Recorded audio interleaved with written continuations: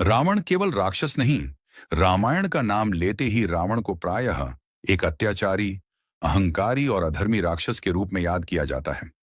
किंतु यदि गहराई से देखा जाए तो रावण का व्यक्तित्व अत्यंत जटिल, बहुआयामी और विरोधाभासों से भरा हुआ था। वह केवल एक खलनायक नहीं, बल्कि महान विद्वान, अद्भुत शिव भक्त, वेदों का झाता, पराक्रमी योद्धा और कुशल शासक भी था। रावण का जीवन हमें यह सिखाता है कि महान गुणों के होते हुए भी यदि अहंकार हावी हो जाए तो वही गुण विनाश का कारण बन जाते हैं। रावण का वास्तविक नाम दशानन था, अर्थात 10 मुखों वाला। ये 10 मुख केवल उसके शारीरिक रूप का प्रतीक नहीं थे, बल्कि वे उसके भीतर समाहित 10 प्रकार के ज्ञान, भाव और शक्तियों का संकेत करते हैं। वह ब्राह्मण कुल में जन्मा था। उसके पिता आरश्य विश्रवा महान तपस्वी और विद्वान थे, जबकि माता कैकसी राक्षस कुल से थीं। इस प्रकार रावण के भीतर देवत्व और दानवत्व दोनों का संगम था। रावण की सबसे बड़ी विशेषता उसकी शिव भक्ति थी। उसने कठोर तपस्या कर भगवान शिव को प्रसन्न किया था। कहा जाता है कि उसने अपने सिर काट काट कर शिव को अर्पित किए, तब जाकर शिव ने उसे वरदान दी।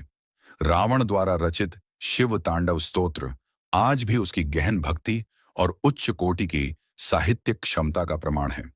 वह वेदों, उपनिषदों, आयुर्वेद, ज्योतिष और संगीत का महान ज्ञाता था।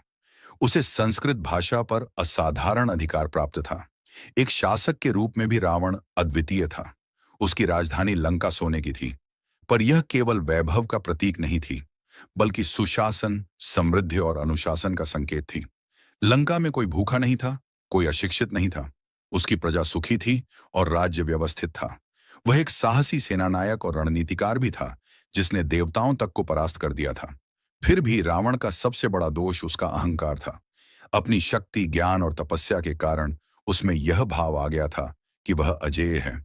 यही अहंकार उसे अधर्म की ओर ले गया।